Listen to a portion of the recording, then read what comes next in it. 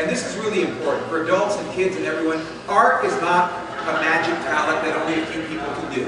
If you can hold a pencil in your hand or in your teeth, or I've seen people with their pencil between their toes, if you can move that pencil across paper, you're an artist.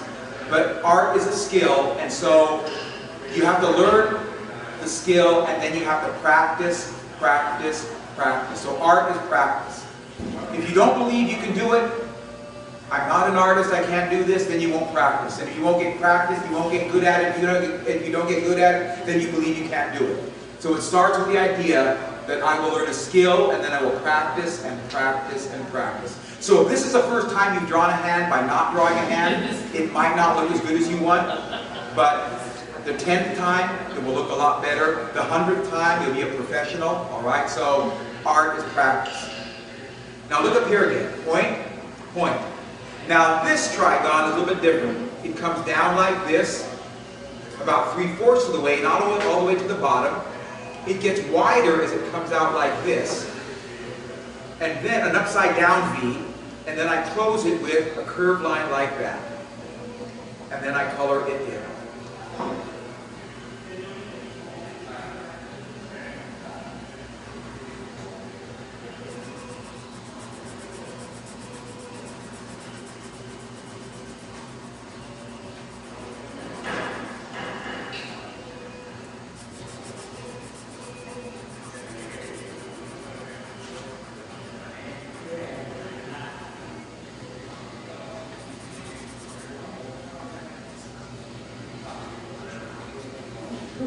And the final shape to close it goes like this. You go to the end of the first crescent you drew, point, point. You go to the end of the last trigon you drew, point, point. You connect them together with the line, a little bit of a curve to it. Make a curved line at the bottom like this. It's a slice of a circle. We're going to call it a crescent. And then we color it in.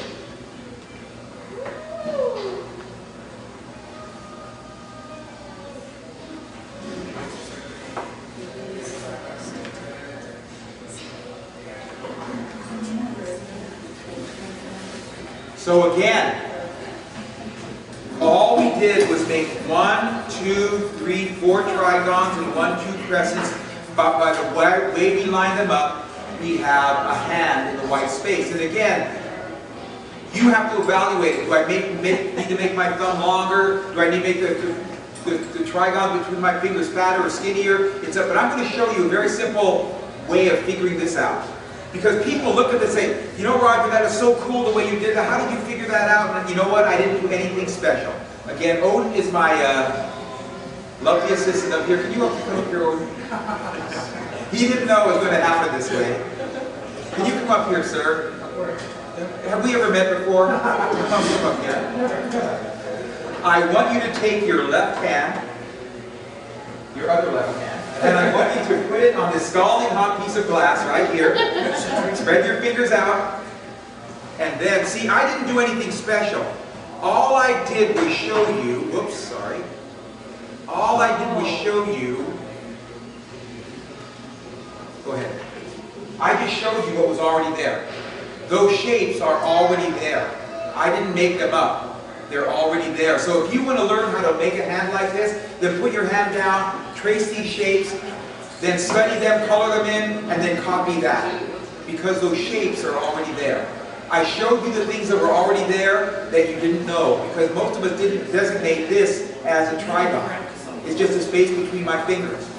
So think about that. I showed you what was already there that you hadn't seen before. Any questions so far? Because it's going to get more complicated. You guys got the simple part down? It's not going to get more complicated. It's not. We're going to take the same idea and keep going with it. All right, let's look at this design again. Look at the eye of this eagle. Or look at the person's eye. Can you see the circle of their eye? See the circle of their eye? And do you know why you see the circle of their eye? What did you say? Remember earlier you pointed something out to us? The trigons on the side. You need the trigons of the circle together to make us see the circle of that eye. Because here's how the Salish artists make their eyes. Trigon, point, point, trigon, and you see the circle between them, right? Let me do the other eyes. Trigon. Point. I'm coloring them in this time. Maybe it's easier to see. Trigon. Coloring them in. And then you see that circle there, right? And I can make it look more like an eye if I go like this. So this is what I call the Salish eye. Two trigons making you see a circle. And that's what you see in a lot of the old designs. But there's one other thing that's really cool here. Look at this design again carefully. And remember we saw all the circles pressing the trigons? Well, look at this. What is this shape right here? 1, 2, 3. What is that shape? That's a trigon. On the other side of the head. 1, 2, 3. Another trigon here. What is this shape here? 1, 2, 3. What is that? Another trigon. So we were seeing it as just empty space, and we forgot it is a shape itself, and some of us didn't even see that they were really a shape. How do they make us see the fingers in a person's hands? Little tiny trigons, right? Too little for me to make. There's the heart.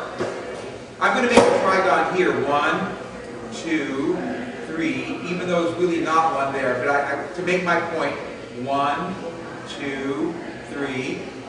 The world is full of trigons. I didn't know this before. This shape that looks like a football has 2 curved sides. I found out the name. I looked it up. It's called a prolate spheroid. But I don't use that word outside of this presentation. 1, 2, 3. 1, 2, 3. 4 trigons. Then they made it, there's the mouth, the nose, and the eyes, which are made with little trigons. I'm just not going to show them. So if this artist lined up everything right, with just these shapes, we should see something when I pull this away. Can you still see that person's body in there? Yeah. Can you still see their arms and their legs?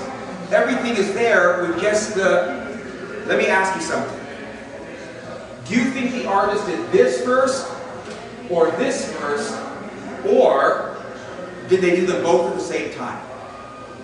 And if they're a good artist, they probably did them both at the same time, because you know you need negative space and positive shape working together. In fact, I'm going to give you an example of how we've been taught to see the world in a certain way, native and non-native alike, and it's not our fault we can't see everything. I'm going to draw something, and I want you to wait till I'm done before you tell me what you see.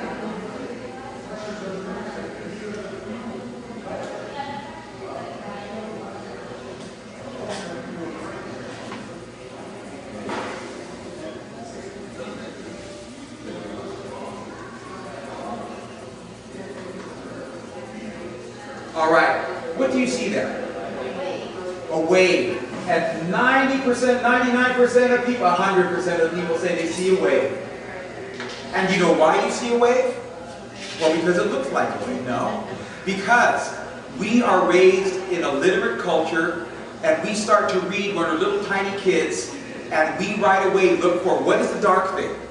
What is the dark thing? What's the word? What's the shape? And we don't see the paper. We only see the words. And so we've been taught to narrow our vision down to just words on a page, and that's all we see. We focus on the thing. We don't see anything else. This is a Polynesian symbol from the South Pacific. It shows a marriage. It's called a marriage symbol. It shows 2 lives coming together. Wow. This is not a black shape on a white background. This is a black and a white shape working together. So I believe our old ancestors, they didn't think about what's this thing and what's this thing. They just made everything together. They knew they needed both. And they weren't worried about what's this and what's that. I just had an aha a few minutes ago, which is, if you're looking at things and you can see both the positive and negative shape, and I'm assuming they could see it even though they weren't, it is a whole different way of looking at the world. Seeing the world, yes. You're seeing both at the same time, which we have not been taught to do. And think about the implications for stories, where we